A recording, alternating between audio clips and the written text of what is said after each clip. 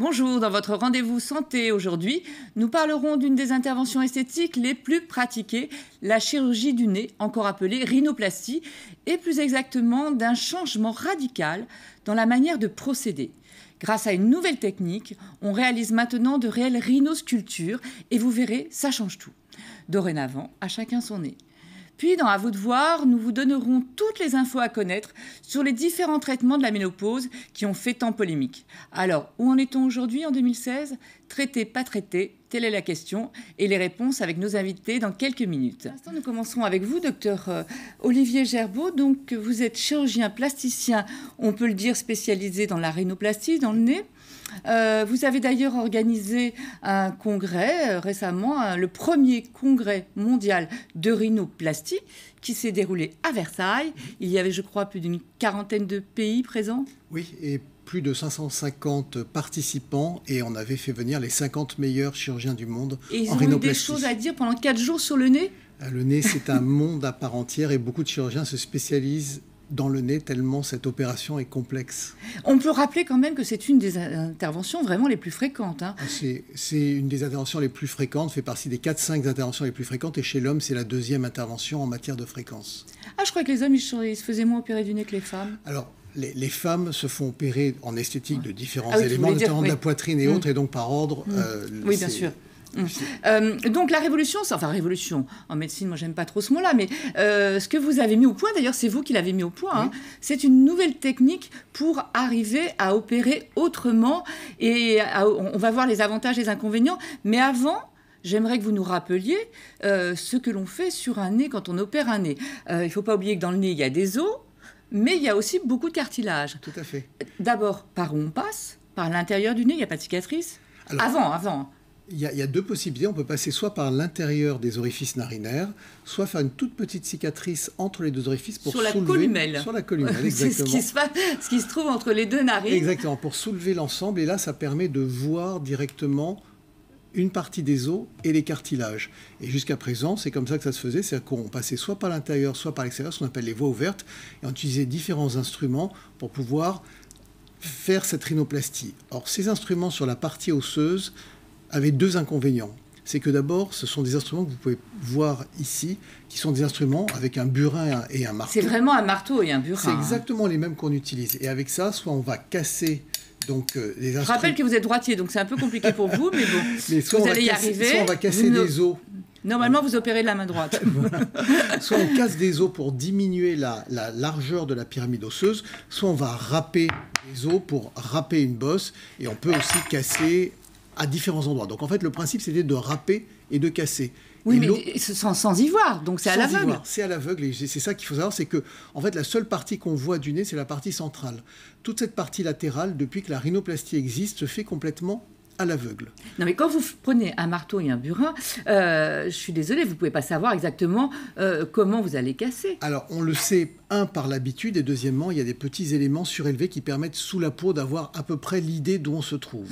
Mais c'est vrai qu'encore une fois, c'est un des inconvénients, c'est que jusqu'à présent, ça se faisait à l'aveugle. Pourquoi ? Parce que si on ouvrait complètement, les instruments étaient tellement agressifs qu'il y avait un risque que les os tombent à l'intérieur, que ça fasse comme un nez de boxeur, avec des problèmes esthétiques et des problèmes respiratoires. Oui, parce qu'il ne faut pas oublier, le nez, ce n'est pas seulement esthétique. Hein. On respire aussi. Il faut absolument maintenir la muqueuse nasale pour permettre une bonne respiration. C'est très important pour lutter aussi contre les infections, etc., etc. C'est aussi une caisse de résonance pour la voix. D'ailleurs, on connaît quelques chanteuses qui ont changé de voix après une opération du nez. Donc, ce n'est pas simplement esthétique.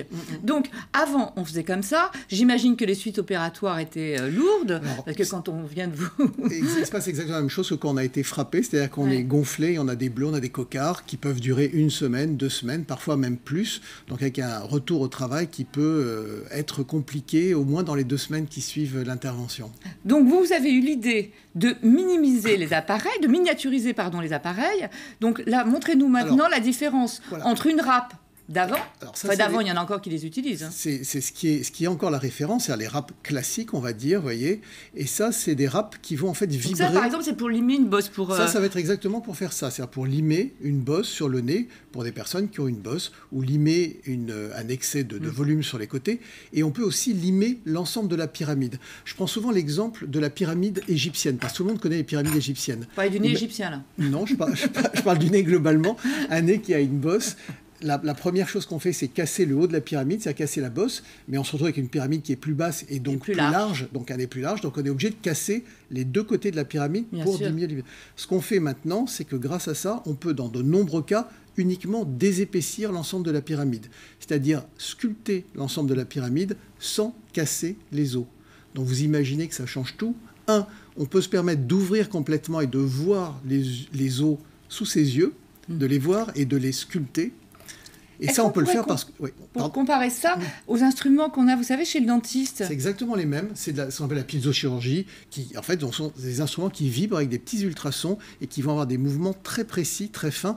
Et comme ces instruments ne sont pas traumatiques, on peut se permettre, cette fois-ci, d'ouvrir complètement, de voir complètement et de traiter les os. Là, on était obligé, encore une fois, de garder des attaches de peau, sinon les os risquaient de tomber à l'intérieur. C'est plus le cas maintenant. D'accord. Donc, tous ces instruments maintenant sont miniaturisés, je le disais. Vous me parliez de ce premier congrès mondial, mais moi, ce qui me fait peur, c'est de me dire qu'aujourd'hui, qui utilise encore les anciens et qui utilise les nouveaux ? Alors, ces instruments nouveaux, ça fait 3 ans que je travaille dessus. J'ai développé ça avec un laboratoire français et on est un groupe d'experts mondiaux. En plus, c'est franco-français. Bah oui, puisque c'est vous. Oui. Mais j'ai la chance d'avoir des amis qui sont les meilleurs dans le domaine de la rhinoplastie dans différents pays, que ce soit en Allemagne, en Italie, en Turquie, aux États-Unis, même en Australie, qui ont tous travaillé sur ce projet-là et qui l'utilisent maintenant tous de façon quotidienne chez leurs patients. Ça fait plus de 2 ans qu'on est passé en études cliniques. D'ailleurs, vous nous avez apporté des images donc, de vos patients où on va voir les résultats. On a vraiment de beaux résultats et on peut faire vraiment ce qu'on veut. C'est-à-dire, si on veut juste un petit détail à changer, on change un petit détail. On n'aura pas tous le nez parisien d'il y a 20 ans, là où tout le monde avait ce petit nez retroussé.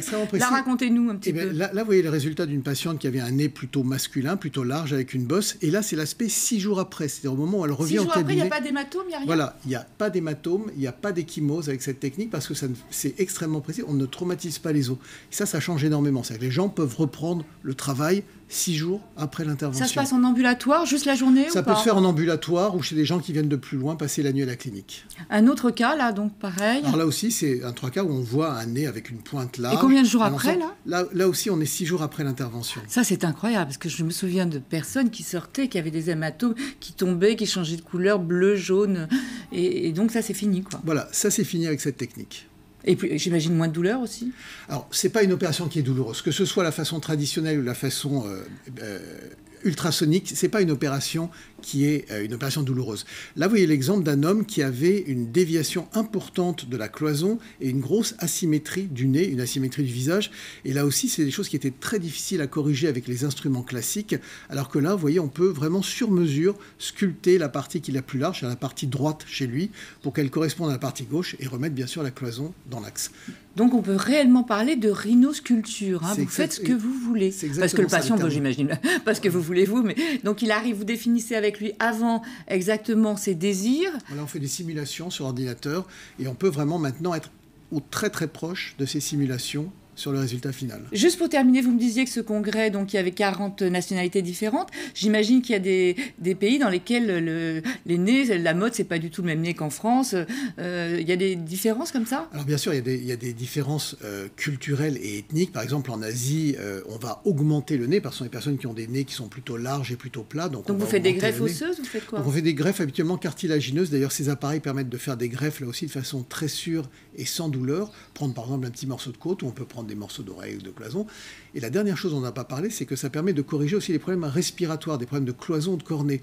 Or, beaucoup de gens souffrent de problèmes de respiration du fait d'une déviation de la cloison, du fait de cornée importants. Ça peut aboutir à des problèmes de sommeil, ça peut aboutir à des migraines. Et en remettant droit ces éléments-là, en les traitant, on corrige, on améliore leur sommeil et on corrige ces problèmes. Et les ultrasons permettent de façon très douce de, là aussi, corriger une cloison qui est déviée, par exemple. Bah écoutez, félicitations, docteur Gerbeau, vraiment. Donc vous l'aurez compris, la rhinoplastie a totalement changé. Maintenant, c'est beaucoup moins, on a beaucoup moins de stigmates, donc on peut travailler quelques jours après. Il n'y aura pas de bleu, il n'y aura pas d'hématome, mais surtout, on arrivera à avoir chacun son nez, quoi. Et ça, c'est le plus important, parce que le nez se voit comme le nez au milieu de la figure. Merci beaucoup, et nous passons maintenant à notre « À vous de voir ».